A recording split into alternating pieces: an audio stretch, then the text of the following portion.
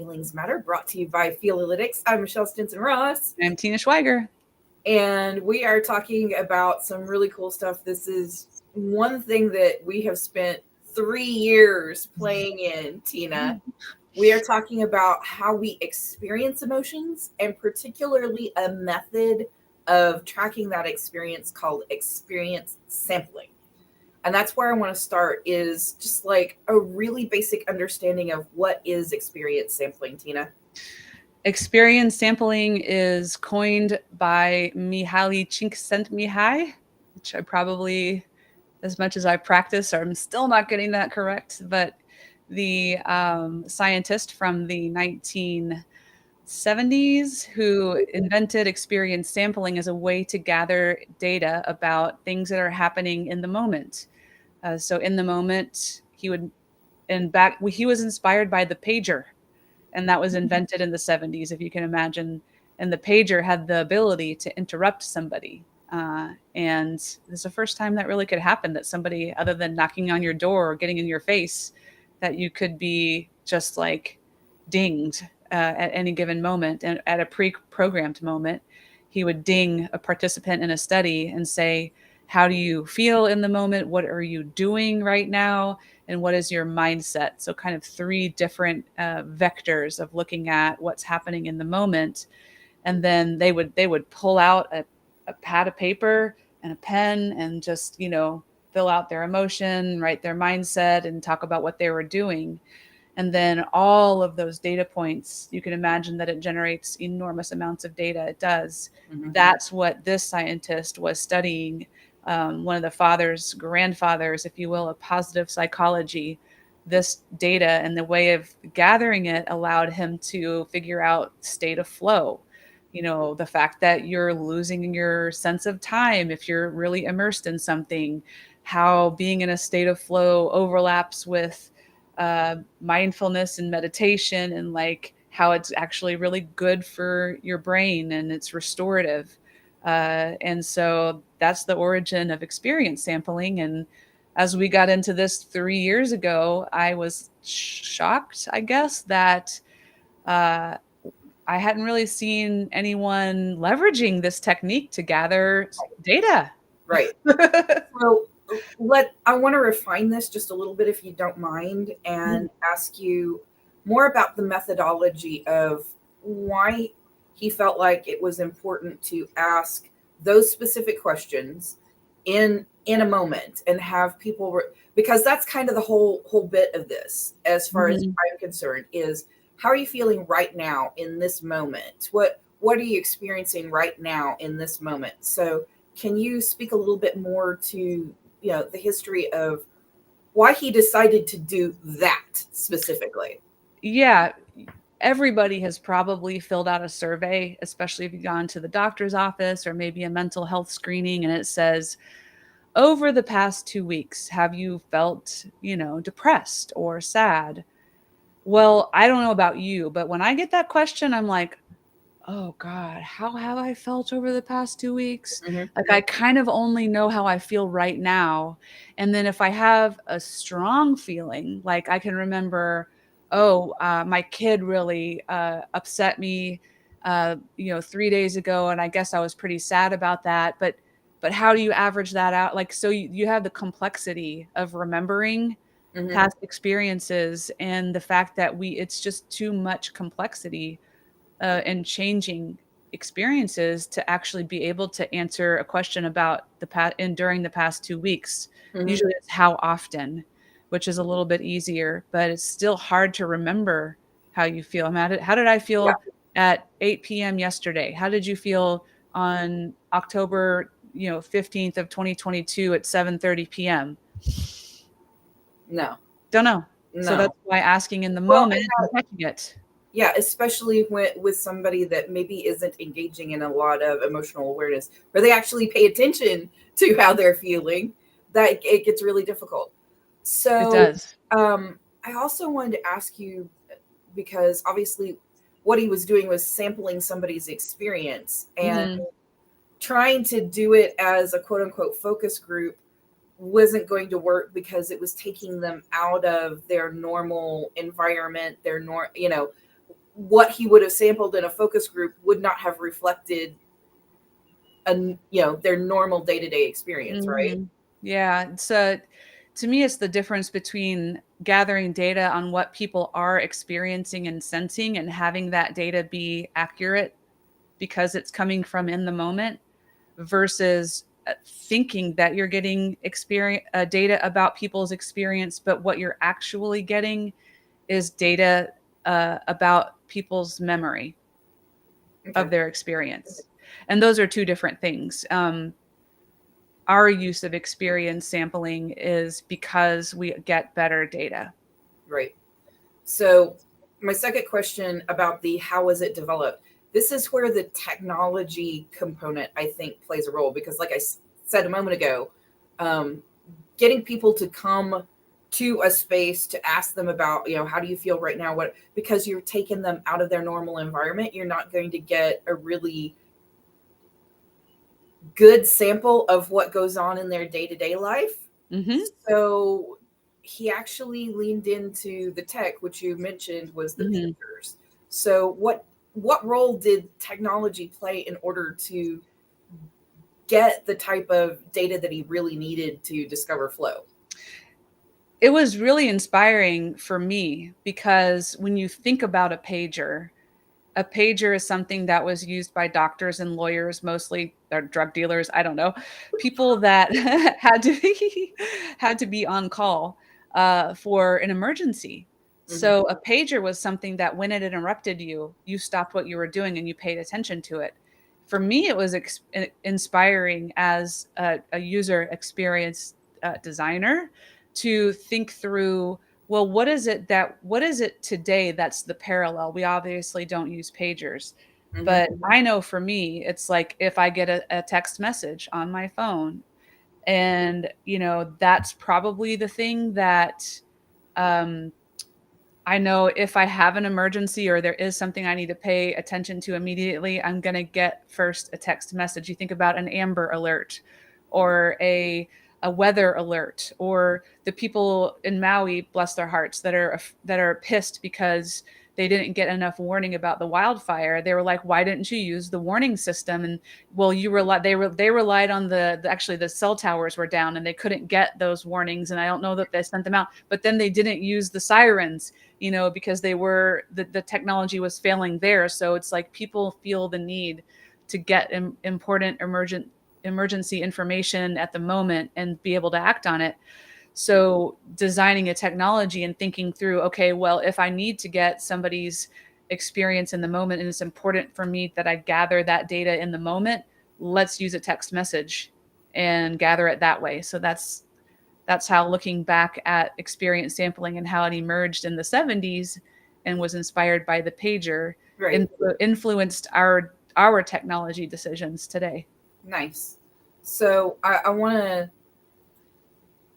go off course just a moment, but it makes sense if you'll just work with me a moment Of course. and ask you, how does this relate to like an emotional check-in within yourself and with others? Because you and I have gotten into a habit of actually checking in with one another.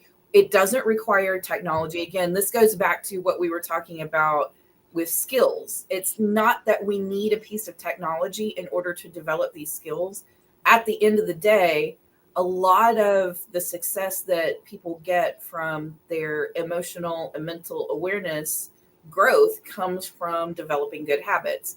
And checking in with yourself and checking in with others is one of those really good skills and habits to get into. And it doesn't require any kind of technology to do it.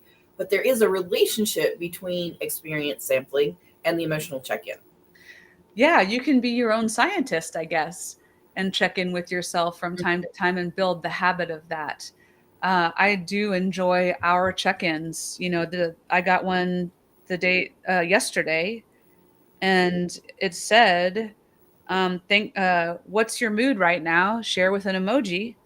And so I had a good mood going on. I had some love, some celebration, and some gratitude going on in the moment. And that's what I put in there. And then that helped me stop and check in. And then I get my results today and I can see how everyone else was feeling too. Mm-hmm. So I know that for me, um, of course, designing it, you're like, oh, this is a cool thing, you know.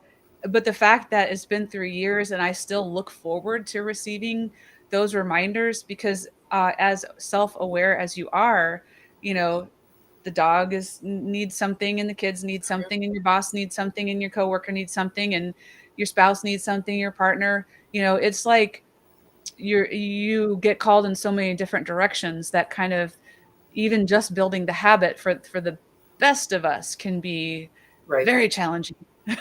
Well, and there's an interpersonal aspect to this as well. So when Tina and I first got on camera, getting all set up, make sure that our tech's working for this, I asked her, so how are you doing today? Knowing that she hadn't felt well this week, Yeah. that she had been to a medical procedure. I wanted to check in with her and see, just where she was in this moment, and let that information guide how this conversation was going to go down. Mm-hmm. Do I need to stop and just like listen and provide some support for you before we turn the switch on and have to be on for everybody else? So I habitually will pause and just ask people, how are they doing?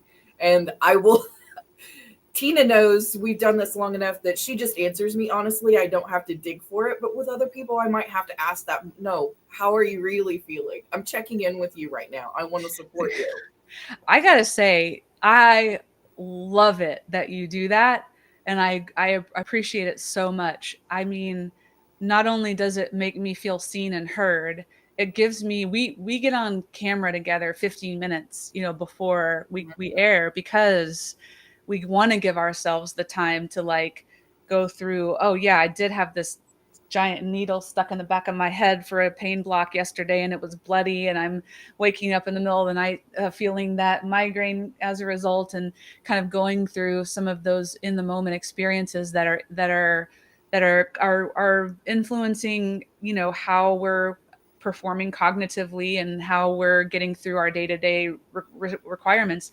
I have so much gratitude that we have that practice, Michelle, and thank you for doing that and calling that out. And I want to encourage everyone to work harder on checking in with your fellow people. Right. And maybe starting what we do. We start a meeting and we're like, hey, just to check in, how are you feeling right now? How's your mental state right now? Mother does it too. Yes. Yes. All three of us get on, and then we don't let it hijack the whole meeting. No, we don't. No, but what we gain out of that, I believe, is we gain more trust with each other. We gain a better sense of belonging. We gain a deeper connection, and that we see, hear, and respect one another. And then we're all, quite frankly, less distracted when it comes time to get to business and to go through, just the checklist and the things that we need to do in the day-to-day business. We can do so with more cleanliness, with more precision and accuracy and authenticity and happiness and healthiness, and it's all better. Right. It absolutely is. And this isn't something that's exclusive to people checking in with others. Yes, that's valuable, but you can also do it with yourself. You don't necessarily need your cell phone or something going off or a reminder or whatever. If you can build a habit of just pausing in the midst of, especially when you're feeling something intense, and just asking yourself, okay, what's going on with me right now? Checking in with yourself is just as valuable. That's how you actually develop that emotional awareness and can use it as part of your emotional intelligence practice, is to pause and also check in with yourself. Now, granted, sometimes we're, head down in work mode, and we're so focused on the thing that we're doing that we may not think to check in with ourselves. And that's when it is nice to have a little piece of technology to just kind of buzz. Hey, pause for a second, check in. That's also good and healthy for you.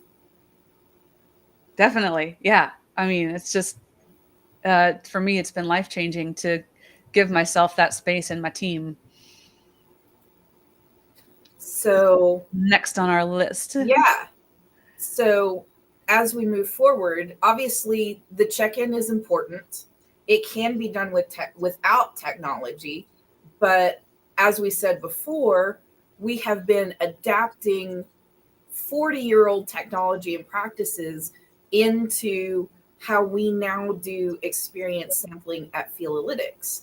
And I wanted to go a little bit deeper. I mean, you did already show off the text message thread that we use, but talk a little bit about why we adapted it the way we did, why we were looking at it that way, and why we felt like when it comes to actually collecting emotions as data, we felt like this was the better way than, say, surveying people or any number of other ways that we could ask people questions. Because at the end of the day, that's actually what we're doing. We're just asking people the question.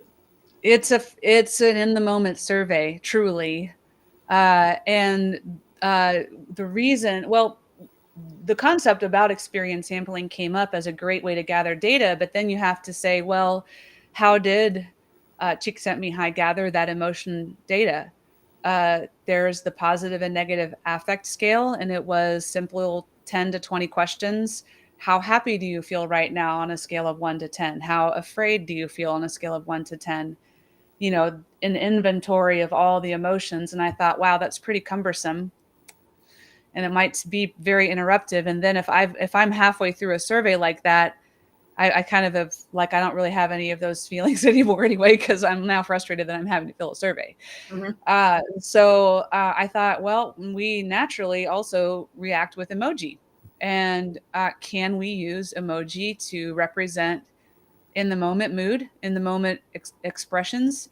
And so I started to do what I do, which is, well, who's done that? You know, who's gathered experiences, and you look and you're like, okay, well, there's the pain scale when you're at the doctor's, and you have the like the angry face all the way to the like happy face, or in 1 to 10, or there's, you know, a few examples out there, but not really many. And then the other prevalence of emoji use is popular culture and commenting on social media, sending quick notes on text message, and following the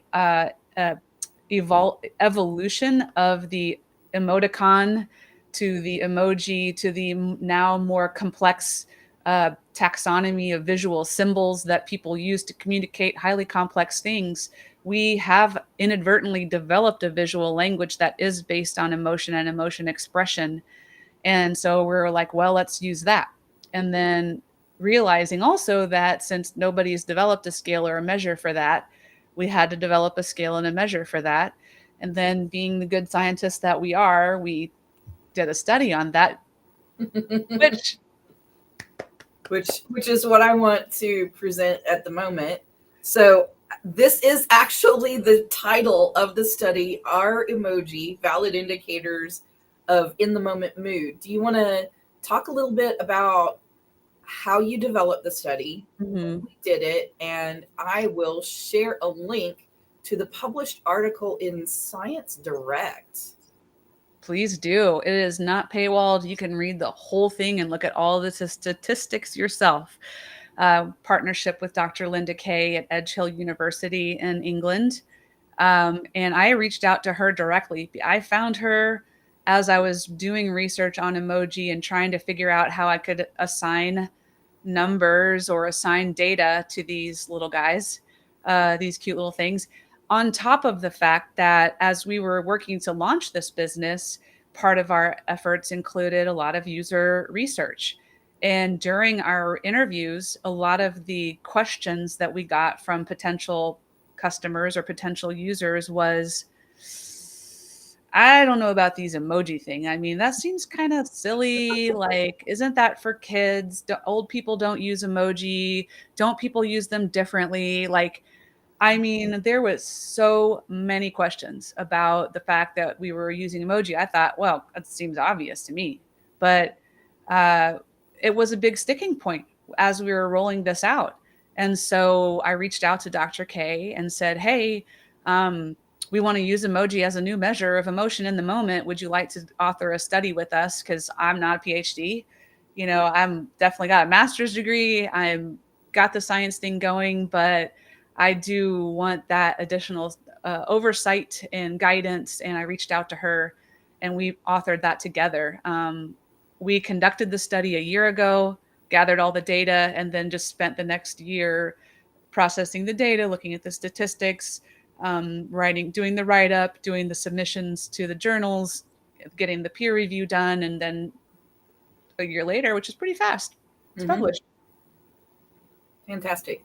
So, generally speaking, what are some of the findings that you found about using this combination of experience sampling and emoji response to get a sample of somebody's emotions in the moment?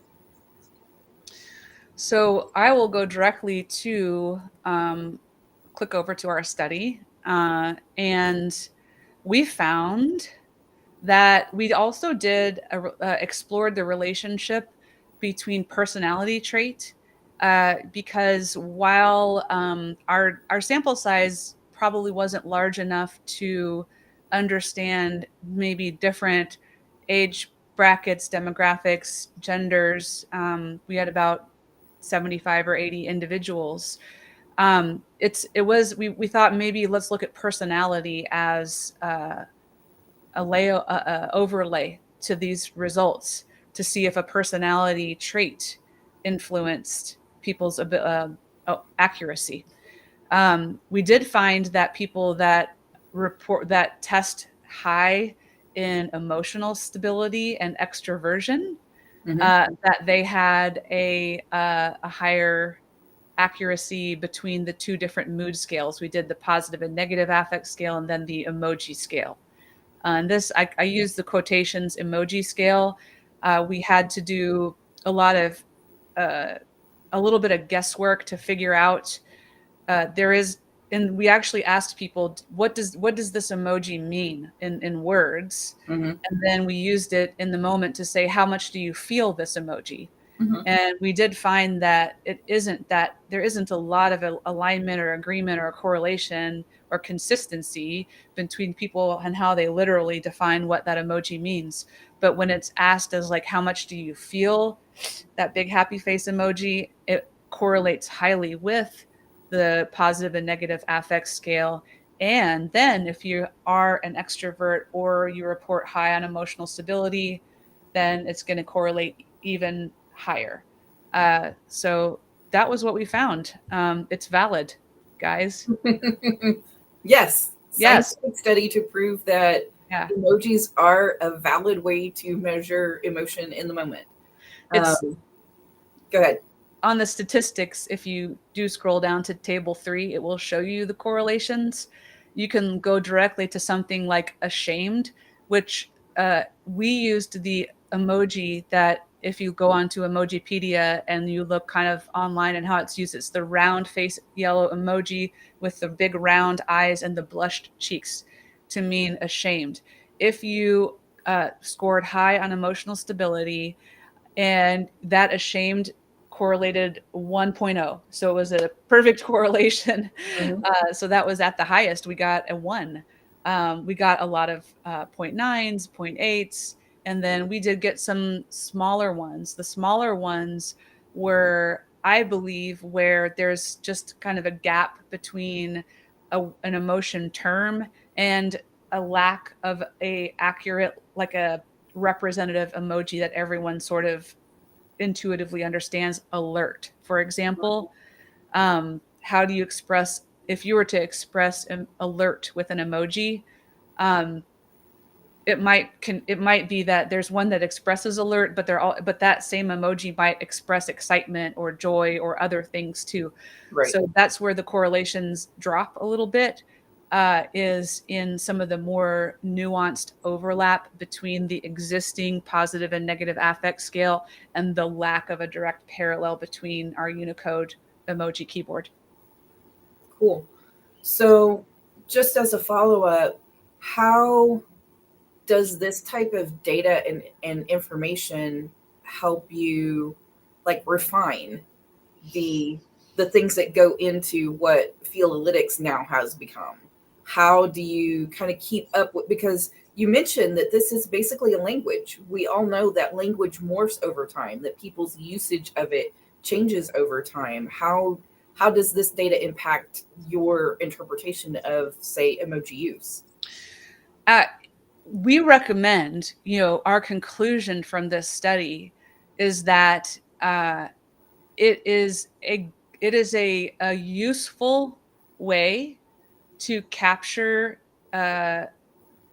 affect in the moment, emotion in the moment. It's a useful way to do that.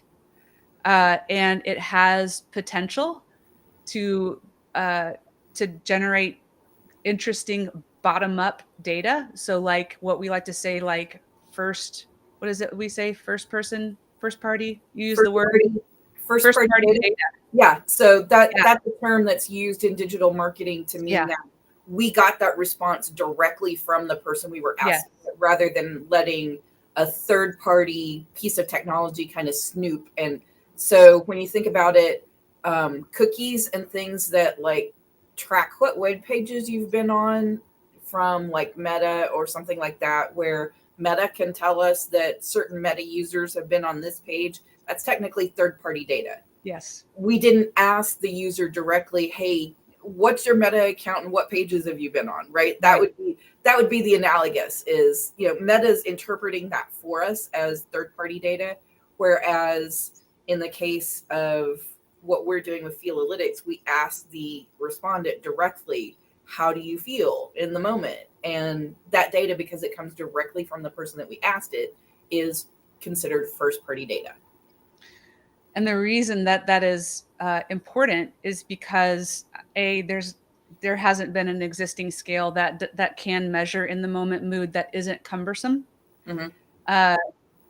B, in the moment measurements and experience sampling is something that is positioned to become an emerging method. So it's like A, yes, you can use emoji. B, let's ask people in the moment, especially on something that's so dynamic like emotion, in order to get accurate data. Mm-hmm. And the third reason is because of the science and research, the neuroscience research currently into the third party appraisal of emotion state, meaning that it is more of the snooping state, like how long are you looking at something? How long are you spending on that page? What kind of a expression do you have on your face? And trying to kind of read the emotions from that is not super. It's emerging, and I can't say that I feel confident Right. at the moment, particularly given one of the conversations you and I recently had about your face. Right.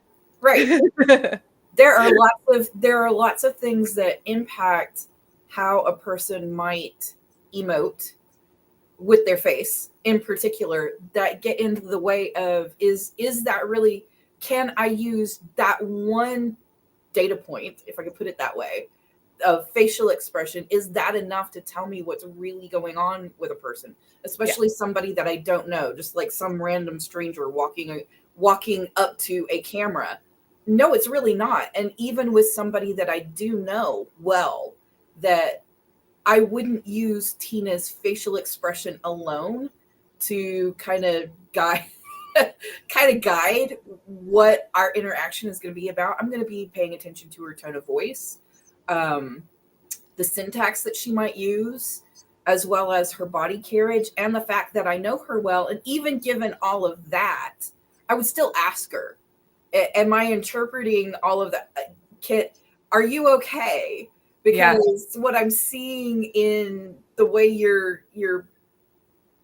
face looks, the way you're standing, all those kind of things are indicators to me that something might be a little bit off. Do you want to talk about it? Do you want me to just shut up, leave you alone? I'll give you all of that choice. But that's because I'm taking in more than just the facial expression. I'm using the emotional check-in to verify that what I saw is actually being, the reality of what's being communicated. Because the truth is that there have been times when Tina has had an absolutely amazing day. She's been to a birthday party with her kids, all this other kind of stuff. And by the point that I interact with her, she's just physically exhausted. It's not Yeah. that she's upset or anything else. It's just that she's had a Mhm. fabulous day and burned all of that energy out.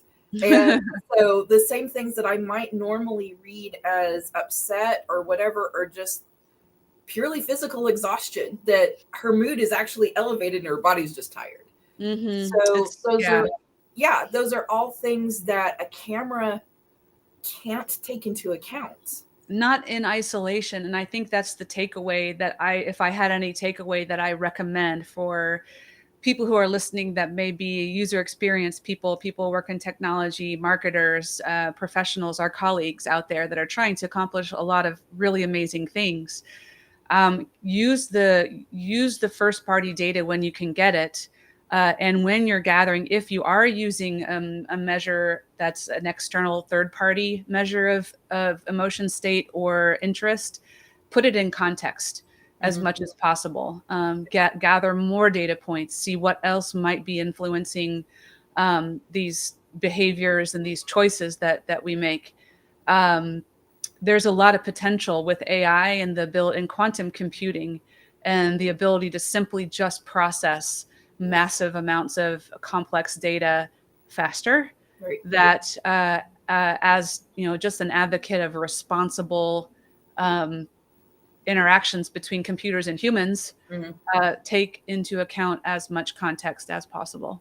Well, and I want to point out that even though I just went through a litany of all the things I may pay attention to check in on Tina's mood, the important bit is actually asking her to report to Yeah. me to verify that what I read is correct. That's Mhm. why the self-report aspect of and the importance of actually asking the question and getting somebody to report that to you is so important, Mhm. because there's so many different interpretations of basically the same thing. Uh, I will, since we were talking about my face in particular, I'll also add a little anecdote that yes, Michelle has resting bitch face. Let's and the funny bit is that apparently that shows up in me when I'm concentrating. I have been in situations where I've been in an open office where I'm sitting at a computer working, and there's two other people down the line also working on their computers, but because we're all sitting at open desks, that somebody can walk down the line of desks and see everybody's faces. And I've absolutely had people stop at my monitor and ask me, "Are you angry?"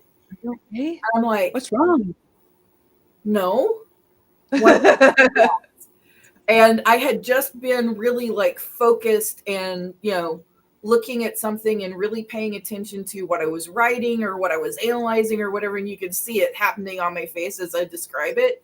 And it was that look of concentration that Yeah. somebody else interpreted as anger. And I'm like, no, all good. Just, All just good. Just focused. my resting bitch face. My resting face.